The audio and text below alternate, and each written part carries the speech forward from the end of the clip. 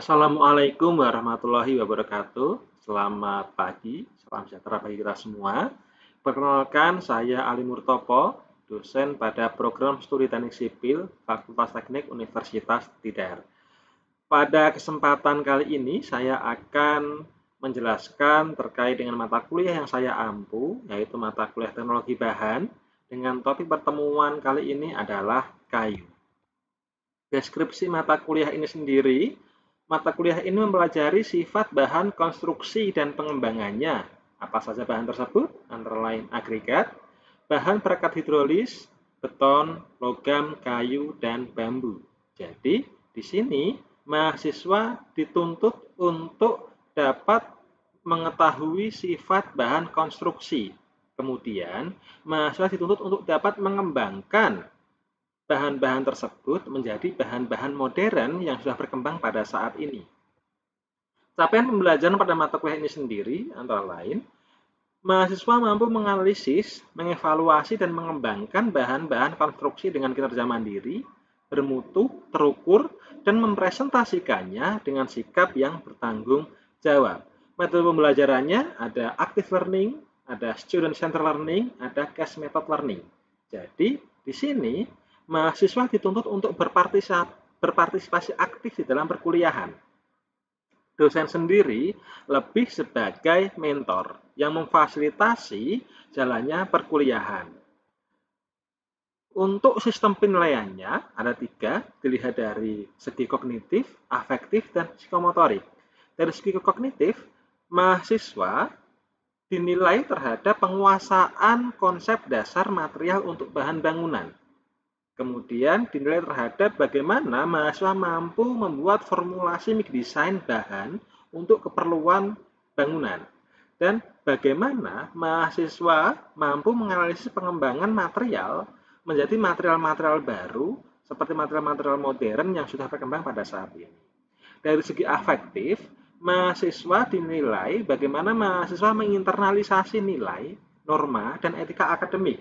Dan juga bagaimana mahasiswa menunjukkan sikap yang bertanggung jawab atas pekerjaan yang dilaksanakan, terutama pekerjaan-pekerjaan yang dilaksanakan pada saat perkuliahan. Dari segi psikomotorik, mahasiswa dinilai terhadap bagaimana mereka mampu memberikan tanggapan, jawaban, ataupun bagaimana mereka mempresentasikan pekerjaan secara lisan dengan baik. Nah, mari kita simak video berikut. Assalamualaikum warahmatullahi wabarakatuh. Ya, adik-adik semua, pada pertemuan kali ini kita akan membahas terkait dengan bahan bangunan dari mata kuliah teknologi bahan, yaitu kayu. Ya, nah, adik-adik, capaian pembelajaran dari pertemuan kali ini ada 3. Yang pertama adalah adik-adik atau mahasiswa diharapkan mampu untuk mengetahui kelebihan dan kekurangan kayu. Tapi yang kedua, mahasiswa diminta untuk mampu mengetahui sifat-sifat kayu. Ya. Dan yang terakhir adalah mahasiswa mampu membedakan jenis kayu berdasarkan sifat-sifatnya. Ini adalah capaian pembelajaran dari pertemuan kita pada pagi hari ini. Oke, sebelum saya masuk pada materi, ya, di sini kita mungkin atau saya ingin menggali pengetahuan kalian terkait dengan kayu. Saya ingin tanya pada kalian, ya, apa yang Anda ketahui tentang kayu sebagai bahan bangunan? Mungkin ada yang mau memberikan tanggapan? Oh iya, silakan, Dek. Kayu untuk sebagai bahan bangunan mulai dari bisa dimanfaatkan sebagai kuda-kuda dan bisa juga dimanfaatkan sebagai furnitur untuk bangunan. Contohnya pintu dan kusen jendela. Oke, terima kasih ya. Jadi benar sekali, salah satu penggunaan kayu di dalam bangunan adalah salah satunya untuk konstruksi kuda-kuda ataupun konstruksi furnitur. Satu lagi yang mau makan, satu lagi silakan. Cukup ya? Oke, saya lanjutkan. Nah, konstruksi yang digunakan di Indonesia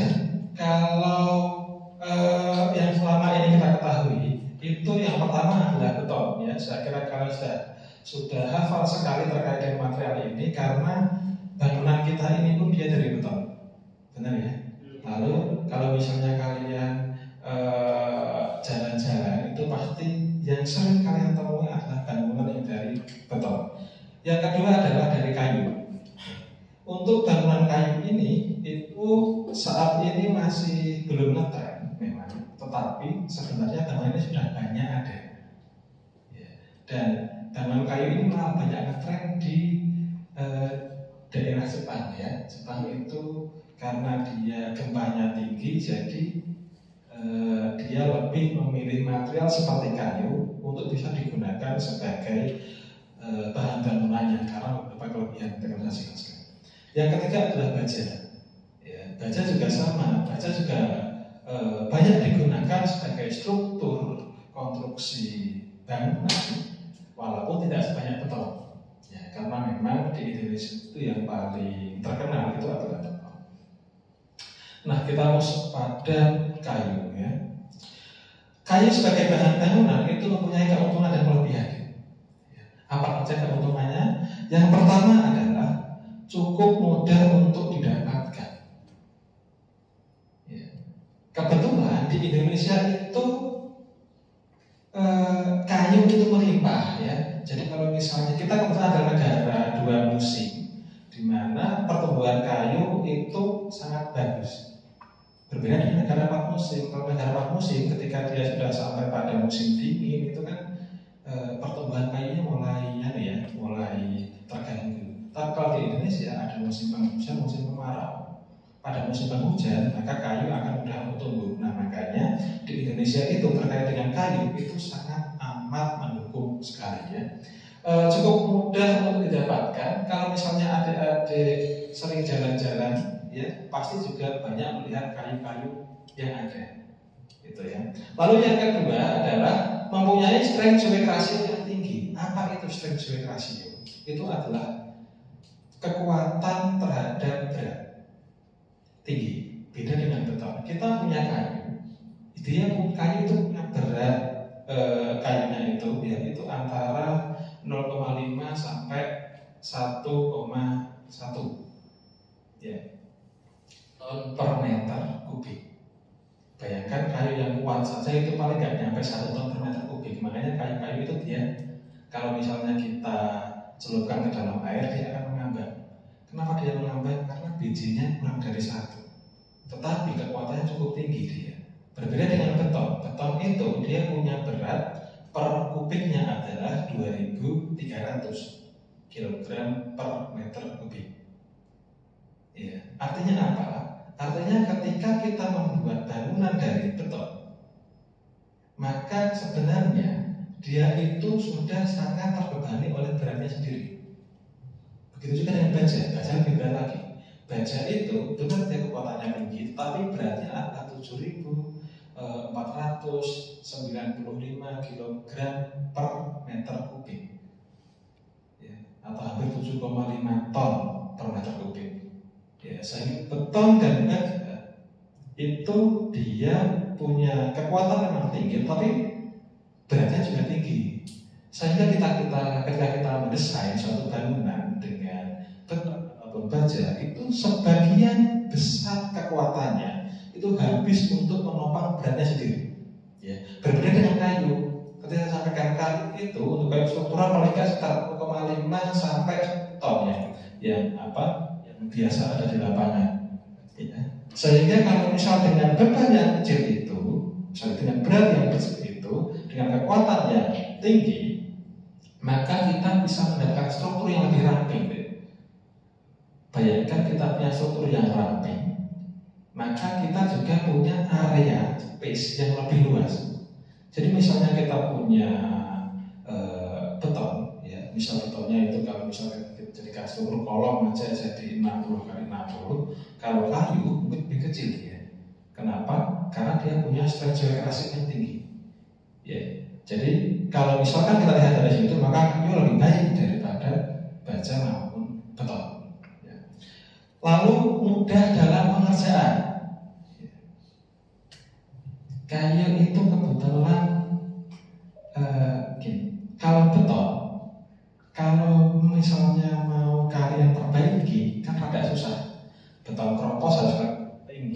Growting harus memakai metode tertentu, alatnya juga tertentu, ya kan? Baja misalnya, baja kalau misalnya mau menyambung kok ternyata itu ada celah, ya kan? Susah juga kan?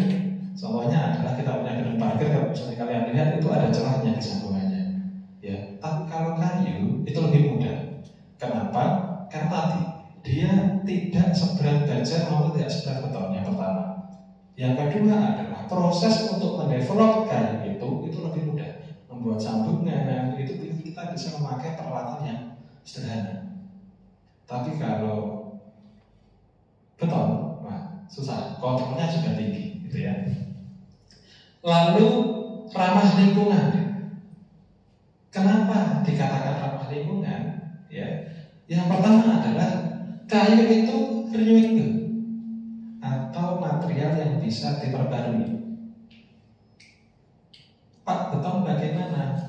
Beton itu dia terbuat dari bahan perekat, ada semen dan air, ya, ada agregat halus dan kasar, kerikil dan pasir. Ya, yang kebanyakan itu adalah dari penambangan dan itu non renewable. Ya, begitu juga dengan semennya. Semennya itu ketika proses pembuatan semen itu dia sangat gak green sekali kalau orang bilang. Berbeda dengan kayu. Ya, baja juga sama, ya, proses pembuatan juga sama. Baja dari penambangan biji besi kan. Tapi kalau kayu enggak, kita bisa menanam kayu. Ya. Lalu ada satu hal yang perlu saya sampaikan kepada kalian bahwa kayu di sini adalah yang dimaksud adalah kayu yang siap panen, ya. Bukan kayu yang penting ditanam, setelah itu kita tebang, ya kan? Ambruk kita pakai enggak. Harus kayu yang siap panen. Ya. Jadi nanti akan ada kondisi-kondisi bagi kayu yang cocok kalau misalnya akan kita pakai sebagai bahan bangunan. Yang seperti apa itu? Ada yang mau beri kata-kata? Kira-kira kayu yang bagaimana? Ketika kita kayu misalnya pohon yang bagaimana ya cocok untuk kita jadikan dia sebagai bahan konstruksi.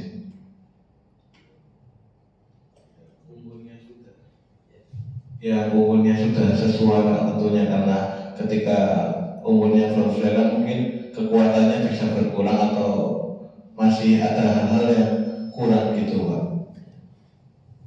Oke, bagus ya. Yang umurnya sudah siap untuk panen, ya, bagus. Ya. Ada lagi yang mau memberikan tanggapan?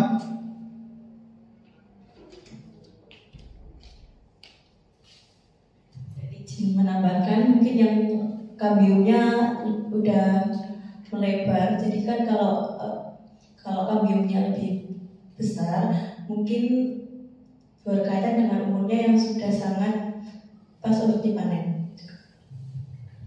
Ya, itu salah satu sudah untuk mengetahui apakah kayu itu dia sudah siap panen atau tidak. Ya, kalau orang Jawa bilang galinya itu dia sudah besar. Ya, itu artinya kayu itu dia sudah siap untuk dipanen. Atau gampangnya ada lagi mungkin. Kalau kalian melihat kayu-kayu yang di pinggir jalan, iya kan? Kenapa kok sering dipangkas dahan-dahannya agar tidak ambruk? Ya, nah kayu yang seperti itulah yang perlu kita jadikan dia sebagai bahan bangunan. Kita tebang dia, lalu kita tanam lagi. Ya, kenapa? Karena kayu itu punya yang namanya umur. Ketika dia tumbuh, nanti akan ada saat di mana dia akan berhenti untuk melebar, ya, berhenti untuk buka atas dan berhenti untuk memperbesar batangnya, ya kan? Makanya kalau misalnya kalian pernah melihat kayu-kayu di pinggir-pinggir jalan itu, kadang kan dari dulu sampai sekarang besarnya cuma segitu saja, ya kan? Nah, itulah sebenarnya kayu yang sebenarnya bisa kita panen. Ya, daripada dia ambruk, benar kan? Ya kan? Malah jadi masalah. Maka harusnya memang itu sudah saatnya kita panen. Sudah saatnya kita panen, lalu sudah saatnya kita ganti dia dengan pohon yang baru. Ya, itu. Makanya kayu disebut dengan renewable material, karena dia tidak akan habis. Selama kalian menanamnya, maka kayu akan selalu tumbuh. Yang kedua adalah perbaikan murah. baja, beton, harganya mahal. Ya, kalau kayu itu murah. Kenapa? Karena kita bisa ngambil per segmen-segmen tertentu, kita sambung lagi. Itu kayu. Beton, misal sekarang punya balok sepanjang ini, ya kan, rusak sedikit, ya susah itu. Apalagi kalau melengkung gitu kan, perbaikannya susah. Tapi kalau kayu murah, karena tadi beratnya rendah, ya, sehingga proses retrofitnya dia lebih mudah. Limbahnya tetap bisa dimanfaatkan. Ya, bahkan kalau misalnya kalian pernah lihat kayu-kayu bongkaran itu, ya kan, itu banyak yang dijual lagi.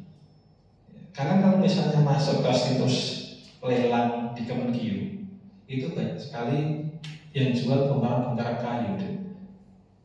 Ya. Dan ketika menawar, itu juga mahal-mahal mereka menawar. Karena kondisinya kayu-kayu bongkaran, yang kayu-kayu lama itu kan memang kayu yang bagus ya. Artinya dia sudah benar-benar tua.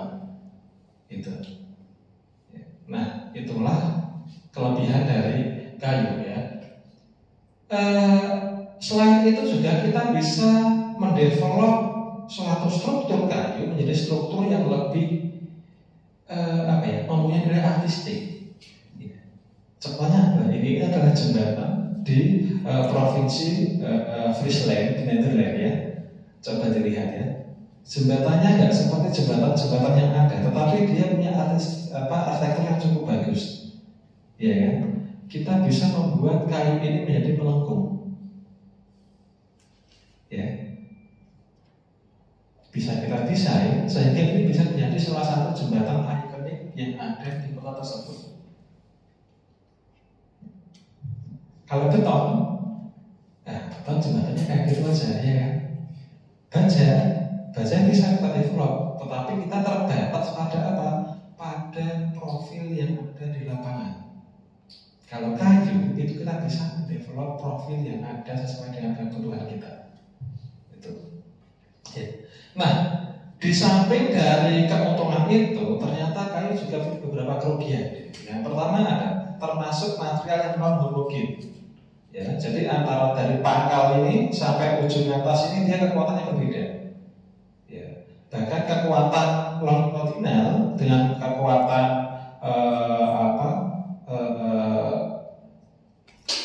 tangensialnya, ya, itu dia sudah berbeda. Itu kelemahan kayu. Salah satu hal yang menjadi kelemahan kayu. Yang kedua adalah termasuk material anisotropik. Ya. Lalu beberapa jenis kayu itu dia kurang awet terhadap serangga.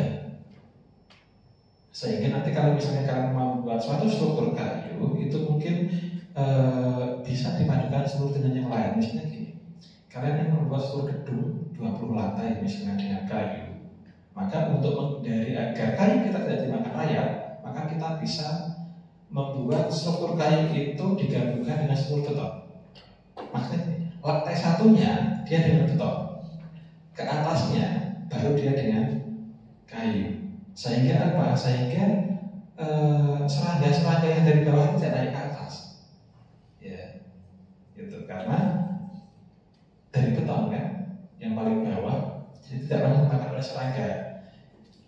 Lalu terdapat cacat kayu. Nah, cacat kayu ini tidak bisa kita hindari kalau pada kayu. Ya, sehingga cacat kayu ini menjadi suatu perlemahan pada kayu. Selanjutnya adalah keterbatasan ukuran kayu. Kalau kalian beli kayu di lapangan, karena kayu itu kan dari pohon kan besarnya terbatas, panjangnya juga terbatas, ya kan? Yang lurus juga terbatas, sehingga terbatas di ukurannya. Walaupun saat ini sudah muncul berbagai produk kayu yang bisa mengatasi keterbatasan itu. Salah satunya adalah kayu bulat. Nah, nanti beberapa pertemuan ke depan lagi kita akan sampai ke sana. Mudah terbakar. Ya, kayu itu mudah terbakar. Nah, sehingga menjadi salah satu PR bagi kita bagaimana caranya agar kayu itu tidak terbakar ya, sehingga bisa kita berikan beberapa perlakuan khusus gitu. Kita masuk pada anatomi kayu. Nah, tadi ada yang menyampaikan bahwa ini adalah yang coklat ini loh. Ini adalah kalau kita kenal dia sebagai yang namanya hati kayu, ya, hati kayu. Gitu. Nah, yang masih putih ini itu adalah kayu pada pohon yang masih, kalau orang masih hidup, artinya sari-sari makanan yang dari bawah, dari akar itu yang diberikan ke atas lewat yang putih ini. Ya. Kalau yang coklat ini dia sudah mati, sehingga kalau kita ingin mendapatkan kayu yang tahan terhadap serangan serangga, pakailah yang ini. Kalau misalnya kita tidak bisa mendapatkan yang ini atau mendapatkan yang sedikit, lebih banyak yang putih yang hidup ini, maka kita bisa memberikan beberapa perlakuan khusus untuk mendapatkan kayu yang tahan terhadap serangan serangga. Next ya, ini adalah bagian-bagian kayu yang tadi yang warnanya coklat itu kita kenal dengan hati kayu, ya, jantung kayu. Lalu ada sabut itu bagian yang putih ini, namanya adalah sabut. Ada vascular cambium, itu adalah lingkaran-lingkaran itu, namanya lingkaran tahu. Ya. Munculnya lingkaran itu karena gini. Jadi kita mengenal dua musim penghujan dan musim kemarau. Ketika musim penghujan, ya kan, maka kayu itu dia bisa tumbuh dengan luasa. Karena dia tidak kekurangan air. Ketika musim kemarau, maka dia akan mempertahankan diri. Dia tidak perlu tumbuh, tapi dia mempertahankan diri agar tetap hidup. Dia tidak akan tambah besar. Ya. Nah, sehingga akan muncul yang namanya lingkaran tahu. Dinamakan lingkaran tahu karena dia tadi tersedia terhadap musimnya itu. Gitu. Jelas ya proses terjadinya vascular cambium itu. Ya. Lalu yang paling luar adalah ada kulit kayu. Ya. Nah, di Indonesia sendiri itu memiliki sekitar 4.000 jenis pohon yang berpotensi digunakan sebagai bahan bangunan. Akan tetapi hingga saat ini itu hanya sekitar 400 atau 10%-nya saja yang memiliki nilai ekonomis dan lebih sedikit lagi bahkan. Ya. Dan baru 260 jenis kayu yang dijadikan kayu perdagangan, lainnya jarang. Padahal masih banyak jenis kayu yang bisa kita jadikan sebagai bahan konstruksi, tapi masih belum dikenal di lapangan. Sekarang kita masuk pada sifat kayu. Nah, kayu itu mempunyai sifat fisik, kimia, dan mekanis. Kenapa kita perlu untuk belajar sifat kayu? Karena dari sifat kayu ini nanti kita akan mengetahui apakah kayu ini bisa kita pakai sebagai bahan struktur atau bahan mebel atau bahan yang seperti apa. Gitu ya. Ada sifat fisik, kimia, dan mekanis. Dari sifat fisik itu ada 7 ya. Dari ada berat jenis, ada keawetan, warna, tekstur, arah serat, higroskopis, bau dan rasa. Ya. Nah, sifat fisik ini sering dijadikan acuan untuk mengetahui jenis kayu. Kita masuk pada yang pertama adalah jenis ya. Berat jenis itu, apa itu berat jenis? Berat jenis itu adalah perbandingan antara berat material terhadap berat air. Ya.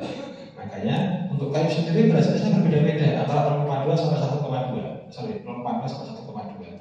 Kalau berat jenis di bawah 1 maka dia akan mengambang di dalam air gitu ya. Kalau di atas 1 maka dia akan tenggelam. Nah, kalau di Indonesia ya, dulu itu sering kayu yang tenggelam itu dianggap kayu yang sakti. Benar ya? Sampai dijual harganya miliaran gitu kan? Ya. Padahal sebenarnya itu hanya jenis kayunya saja. Hanya berat jenis kayunya itu tinggi sebenarnya. Makanya dia tenggelam. Ya. Cuma karena kebanyakan kayu itu biasanya di bawah 1 dan dia mengambang, lihat yang tenggelam gumunan. Iya kan? Mbah kan gitu kan rata-rata ya. Wah ini saya punya kayu tenggelam ini, siapa yang mau jual itu kan? Padahal sebenarnya hanya kayu mempunyai beratnya lebih dari 1. Ya. Nah, BJ ini juga menjadi ukuran untuk menentukan kekuatan kayu. semakin tinggi nilai berat jenisnya, maka semakin kuat kayu tersebut. Ya. Lalu berat suatu kayu tergantung dari jumlah zat kayu, rongga sel, kadar air, dan zat ekstraktif di dalamnya. Ini adalah contoh dari jenis kayu dan beratnya, ya, yang di bawah 0,6 itu ada kayu balsa, kayu pinus, kayu xenon, itu kayu ringan ya. Sampai kayu yang berat ada kayu giam, balau gitu kan. Ya, kalian punya di kita di Jawa ini kita punya kayu jati yang kita gaung-gaungkan ya, yang kita anggap sebagai kayu yang kuat itu ya. Itu pun sebenarnya kalau kalian letakkan di air dia masih ngambang gitu. Karena beratnya dia masih di bawah 1 kayu jati itu. Oke, yang kedua adalah keawetan. Apa itu keawetan? Keawetan itu adalah ketahanan kayu terhadap serangan dari unsur-unsur perusak kayu. Ada banyak unsur perusak kayu ya, mulai dari jamur, rayap, bubuk dan sebagainya. Itu adalah sifat fisik kayu yang selanjutnya. Selanjutnya adalah warna. Nah, adik-adik, kalau kalian memperhatikan, setiap kayu itu punya warna yang khas. Ya, yang khas. Ya, sehingga kita bisa mengenali kayu tersebut dari warnanya. Ya. Ada kayu yang misalnya tekstur, ya. Ini adalah tekstur kayu jati. Ya. Ini meranti, ya kan? Nah, kalau kalian lihat teksturnya beda ya. Kita juga bisa mengenali kayu dari teksturnya juga. Ya. Ada lagi adalah arah serat. Ada yang arah seratnya lurus ke atas, ya kan? Ada yang arah seratnya dia diagonal. Ada yang arah seratnya dia itu acak-acak. Ya. Lalu ada lagi higroskopis atau sifat kayu dalam menyerap air. Ya. Kita juga bisa mengenali sifat fisik kayu melalui bau dan rasa. Beberapa jenis kayu itu baunya khas. Ya, kayu jati dengan kayu xenon baunya beda. Ya. Nah, itu tadi adalah keunggulan dan kekurangan kayu dan juga sifat fisiknya ya. Nah, dari sini kira-kira apa yang bisa diambil kesimpulannya? Ada yang memberikan kesimpulan? Silakan. Ya, Mas Idham. Saya ingin menjelaskan Pak, dari kesimpulan tadi bahwa dijelaskan bahwa ternyata kayu yang itu bahan organik disangka memiliki kelebihan yang sangat cocok untuk bangunan. Bahkan tadi dijelaskan bahwa misalnya kayu itu bisa untuk bangunan tahan gempa. Tapi kita juga mengingat bahwasanya kayu juga memiliki kekurangan. Jadi kesimpulannya, ketika kita membangun bangunan, ketika bangunannya masih bisa menggunakan kayu, kita bisa pakai kayu. Tapi tentu saja tidak bisa dipaksakan. Ketika kita ingin bangun bangunan misal 3 lantai dan lain sebagainya, juga tidak mungkin juga menggunakan kayu. Jadi kita harus menggunakan bahan bangunan sesuai dengan kebutuhan seperti itu, Pak. Ya, oke, terima kasih Mas Ilham ya. Itu adalah sedikit kesimpulan dari perbincangan kita ya, bahwa kayu itu kelebihan dan punya kekurangan, ya kan? Kayu juga dia punya sifat-sifatnya yang bisa kita kenali untuk mengetahui dia jenis kayu apa, dan juga untuk mengetahui apakah kayu itu bisa kita pakai sebagai bahan bangunan atau tidak. Ya. Ada tugas untuk kalian, ya. Tugasnya adalah buat 5 kelompok. Nah, minggu depan kalian silakan dari kelompok-kelompoknya aja ya. Nanti silakan kalian memilih sendiri. Nanti kalian bisa masing-masing kelompok bisa membawa jenis kayu jati, mahoni, keruik, xenon dan meranti. Ya, 1, 2, 3, 4, 5. Kelompok 1 berarti dia adalah akan membawa kayu jati. Dari situ nanti saya minta kalian analisis dahulu terkait dengan sifat fisiknya tadi yang saya jelaskan. Ya, kemudian kalian buat laporan analisisnya. Dan laporan analisis itu nanti kita akan mendiskusikan waktunya juga ya untuk melihat perbedaan dari masing-masing kayu. Ya, saya kira itu dari saya, kurang lebihnya mohon maaf. Saya akhiri. Assalamualaikum warahmatullahi wabarakatuh.